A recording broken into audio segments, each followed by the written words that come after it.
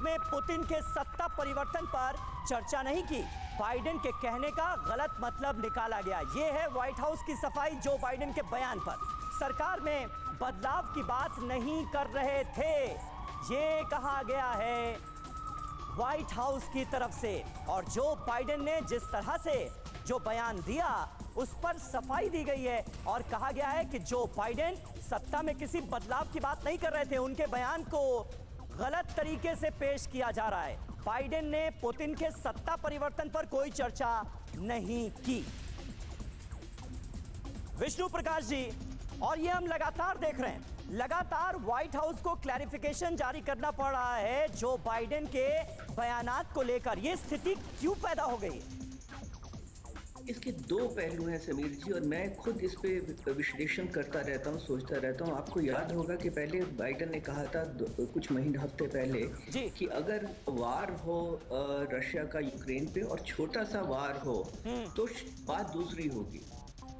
और इससे यूक्रेन तिलमिला गया था और उसके बाद भी व्हाइट हाउस को ये कहना पड़ा था कि नहीं, उनका ये मतलब नहीं है। तो क्या ये गुड कॉप बैड कॉप की बात हो रही है? क्योंकि दो तरीके हैं। एक तो ये कि शायद इनकी उम्र के हिसाब से ये गलत बोल जाते हैं। दूसरा ये भी हो सकता है कि ये एक तरह से टेस्ट बैलून जो कहते हैं वो छोड़ देते हैं और उसके बाद व्हाइट हाउस खंडन कर देता है। तो ये एक बड़ा क्लासिकल गेम है जो खेला जा रहा है। तो और जीजी द्विवेदी साहब क्योंकि हमारे साथ मौजूद है। द्विवेदी साहब, इससे पहले हमने देखा सोल्जर्स मीट में जो बाइडेन ने अमेरिकी सैनिकों से ये कह दिया कि जब आप यूक्रेन जाएंगे तो देखेंगे रूस ने कैसी वहां पर तबाही मचाई हुई है। उस बयान का भी बड़ा जो मतलब है वो निकाला गया और कहा यह गया कि देखिए अमेरिका जो है वो अपने सैनिक यूक्रेन भेजने वाला है। फिर बाद में व्हाइट हाउस की तरफ से उसका खंडन किया गया। ये लगातार हो रहा है, कोई खास रीजन देखते हैं इसके पीछे?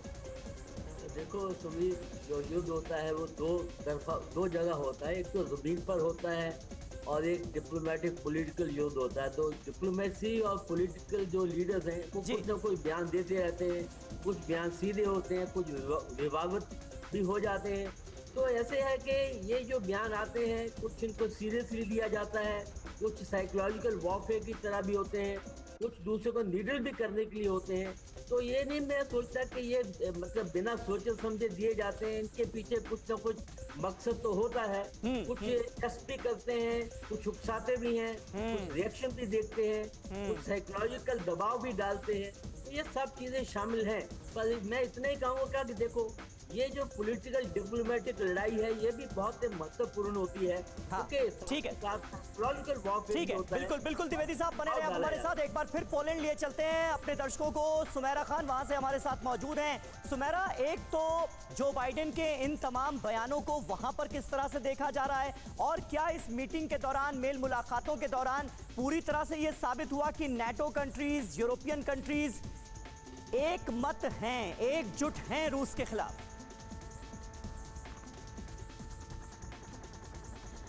समीर, यही सबसे बड़ा चैलेंज था और जो दौरा था जो बाइडेन का, उसका एक बड़ा मकसद ये था कि वो जो रफल्ड फेदर्स हैं, यानी अगर कुछ चिंताएं हैं, पोलैंड की चिंताएं हैं या बाकी देशों की चिंताएं, उन्हें ज़रूर एड्रेस करें।